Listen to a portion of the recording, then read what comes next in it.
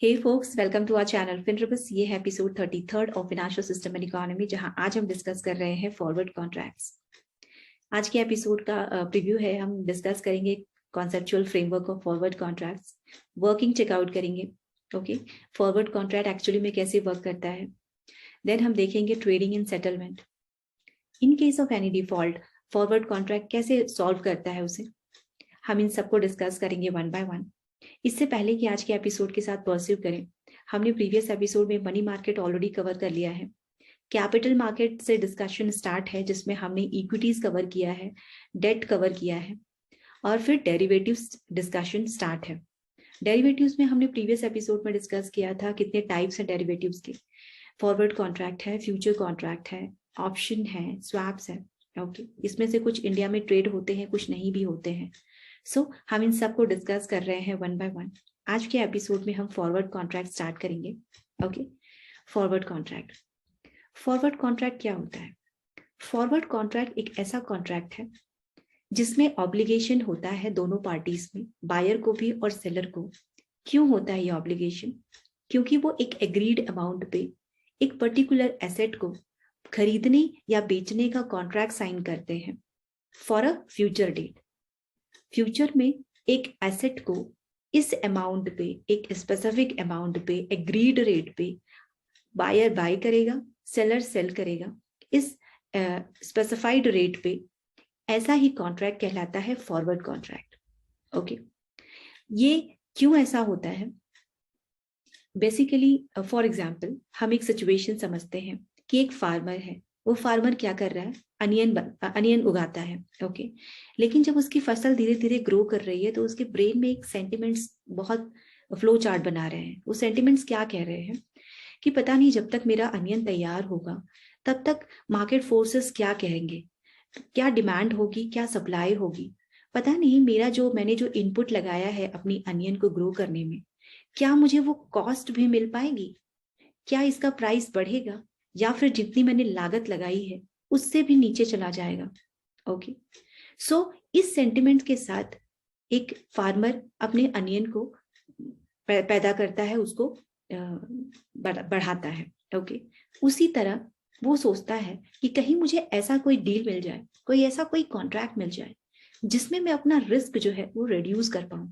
भले ही मुझे बहुत ज्यादा प्रॉफिट ना हो, लेकिन मुझे लॉस भी ना हो। यानी कि ऐसा कोई अमाउंट मिल जाए फ्यूचर में, जब तक मेरी फसल तैयार हो तब तक मेरे पास ये अपॉर्चुनिटी हो कि मैं अपने रिस्क को रिड्यूस कर पाऊं। ओके, एक फार्मर के सेंटिमेंट्स ये कहते हैं, अगर उसे ऐसा कोई कॉन्ट्रैक्ट मिलेगा तो वो साइन कर लेगा। ओके, इसी तरह एक ऐसी इंडस्ट्री है, एक ऐसी कंपनी है जो ये सोचती है कि फ्यूचर में अनियन के प्राइस बहुत बढ़ने वाले हैं। ओके, उसकी जो एनालिसिस है वो ये कहती है कि फ्यूचर में अनियन के प्राइस बहुत बढ़ने वाले हैं। बेटर होता कि आज ही उसे कोई अपॉर्चुनिटी मिलती और वो ऐसा कोई कॉन्ट्रैक्ट साइन करता कि भले ही फ्यूचर में अनियन की प्राइस कोई भी हो, लेकिन उसके जो प्रोडक्ट्स हैं वो अनियन पे बेस्ड हैं और onion as a raw material उसके लिए काम करता है। तो वो आज ही ऐसा कोई कॉन्ट्रैक्ट साइन करे कि स्पेसिफिक रेट पे, कि फ्यूचर में भले ही प्राइस अनियन की बढ़ जाए लेकिन उसकी लागत ना बढ़े। उसने जो इन्वेस्टमेंट फ्यूचर में करने हैं वो डबल टिबल हो जाएंगे इन केस अगर अनियन के प्राइस बढ़ते हैं। तो वो क्या करेगा? वो एक ऐसी डील खोजेगा, एक ऐसा फार्मर खोजेगा जो उसे एक स्पेसिफिक रेट पे अनियन को बेचने का कॉन्ट्रैक्ट साइन करे। ओके, एक स्पेसिफिक रेट में फ्यूचर डेट पे। ये एक सेंटिमेंट्स है। फार्मर के लिए वो सेंटिमेंट अलग है और इंडस्ट्रियलिस्ट के लिए वो जो सेंटिमेंट्स है वो अलग है। इसी सेंटिमेंट को कंटिन्यू करते हुए ये दोनों क्या करना चाहते हैं? ये दोनों अपना रिस्क रिड्यूस करना चाहते हैं, हेजिंग कर रहे हैं ये। ओके, स्पेक्यूलेट कर रहे हैं। फार्मर अपने हिसाब से करता है कि शायद इसकी प्राइसेस अगर और रिड्यूस हो जाएगी तो मैं लॉस तो सस्टेन नहीं कर पाऊंगा, मेरा सर्वाइवल मुश्किल हो जाएगा। ओके, इसी तरह एक इंडस्ट्रियलिस्ट, एक कंपनी होल्डर, वो क्या सोचता है कि अगर मुझे ज्यादा अमाउंट में मुझे लागत ज्यादा लगानी पड़ेगी तो मेरा कॉस्ट कटिंग क्या होगा? ओके, उसकी प्रॉफिट मार्जिन का क्या होगा? सो इसी सेंस को ध्यान में रखकर वो लोग कॉन्ट्रैक्ट साइन करते हैं जिसे कहते हैं फॉरवर्ड कॉन्ट्रैक्ट। ओके, चूंकि ये हेजिंग और स्पेकुलेशन दोनों के लिए होता है, लेकिन इसके नॉन स्टैंडर्डाइज्ड होने की वजह से, यानी कि इसका ये ओटीसी मार्केट है, यानी कि ये इसका कोई एक्सचेंज नहीं है, जिसकी वजह से ये ज्यादातर अपने रिस्क को रिड्यूस करने में, हेजिंग करने में यूजफुल होता है। ओके, नेक्स्ट है trading and settlement procedure. In case trading and settlement procedure को देखा जाए तो दो तरह से हो सकता है। सबसे पहले तो फिजिकल डिलीवरी, यानी कि फार्मर जाए, उसे पर्टिकुलर, हमारे प्रीवियस एग्जांपल में जैसे अनियन की डिलीवरी हो। एक तो ये होता है ट्रेडिंग और सेटलमेंट का मैकेनिज्म। दूसरा होता है कैश सेटलमेंट, जो इंडस्ट्रियलिस्ट जाए, अपने इतने पर्टिकुलर अनियन के इतने पैसे हुए ये दे दे। Okay, trading and settlement procedure इन्हीं तरह से शॉर्ट आउट हो सकता है। क्योंकि ये ओटीसी मार्केट से बिलोंग करता है, इसका कोई एक्सचेंज नहीं है। So in case of any default हमें कोर्ट का सहारा लेना पड़ता है। ओके, अब हम इसे और एक अच्छे से इलस्ट्रेशन से समझने की कोशिश करते हैं। फॉर एग्जाम्पल, एक फार्मर है। ओके, जैसे हमने प्रीवियस एग्जाम्पल में बताया था, जिसके पास अनियन का फार्मर था वो, लेकिन इस एग्जाम्पल में वो कॉटन उगाता है। ओके, कॉटन जिससे कपड़े बनते हैं। फिनरबस एक ऐसी टेक्सटाइल कंपनी है जो इन्हीं तरह के छोटे छोटे फार्मर्स से कॉटन को परचेस करके उसमें कपड़े बनाती है। ओके, फैब्रिक प्रोड्यूस करती है। ठीक है, तो फार्मर क्या करता है कि वो ऐसे कॉटन उगाता है। अब वो जब कॉटन उगा रहा है तो वही अनियन वाले सेंटिमेंट्स उसके भी ब्रेन में आता है कि पता नहीं, कभी प्राइस 100 होती है, कभी 150 होती है, कभी 200 होती है। ओके, अगर उसकी लागत 100 है तो वो कभी नहीं चाहता कि उसकी कॉटन की प्राइस 100 से कम हो। ओके, वो चाहेगा कि 100 से ऊपर ही उसकी कॉटन की प्राइस हो, जिससे वो कुछ तो प्रॉफिट अर्न करे। और उसी तरह जो फिनरबस एक टेक्सटाइल कंपनी है, वो क्या सोचती है कि अगर उसके फैब्रिक्स जो है इसी कॉटन पे डिपेंड है, तो कॉटन के प्राइस जितने ज्यादा कम हो उतना ही अच्छा है। यानी कि उसे रॉ मटेरियल में इन्वेस्टमेंट कम करनी पड़ेगी।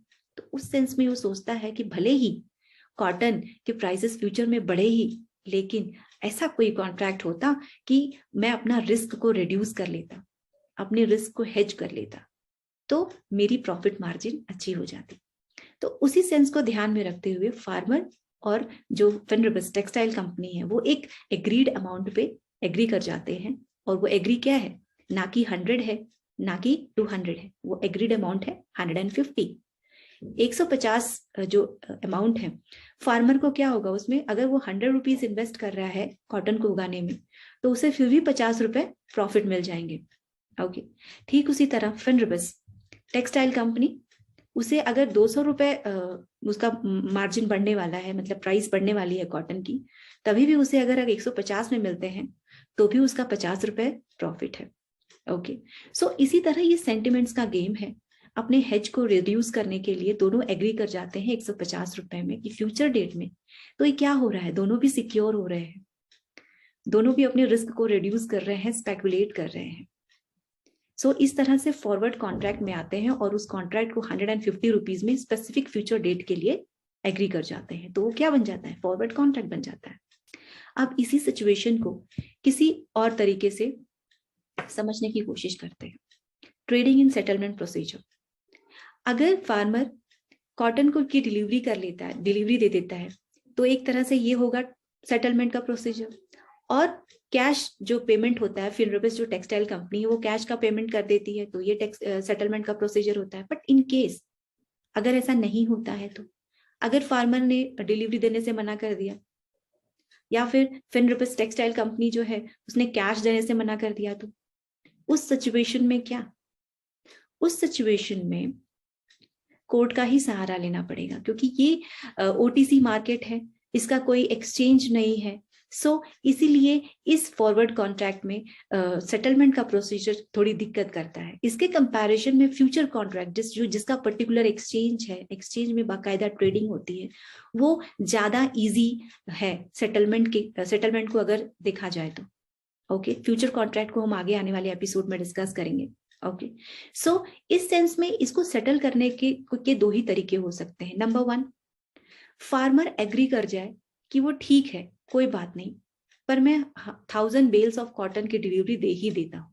ओके, एक तो ये सेटलमेंट का प्रोसीजर है। दूसरा, कैश सेटलमेंट के रूप में अगर हम देखें, ठीक है, अगर फिनरबिस एग्री नहीं करता है कि नहीं मुझे इतना कैश नहीं देना है, फिर भी अगर वो एग्री कर जाए कि 150 पे मैंने एग्री किया था परचेस करना, ठीक है, चलो आपकी लागत 100 है, तो मैं जो 50 रुपीज का जो आपका टाइम वेस्ट हुआ है, जो आपने मेरे भरोसे आप बैठे रहे, आप किसी और इंडस्ट्रियलिस्ट के पास आपने अप्रोच नहीं किया, आपका जो नुकसान हुआ है उसको हम कंसीडर करते हैं। ओके, सो 150 पे जो एग्रीड अमाउंट है माइनस लेस 100 रुपीज जो उसकी लागत है, उसको रिड्यूस करके जो 50 रुपीज बचता है वो फिनरबिस टेक्सटाइल कंपनी उसको फार्मर को दे दे। तो इस तरह से कैश सेटलमेंट हो सकता है।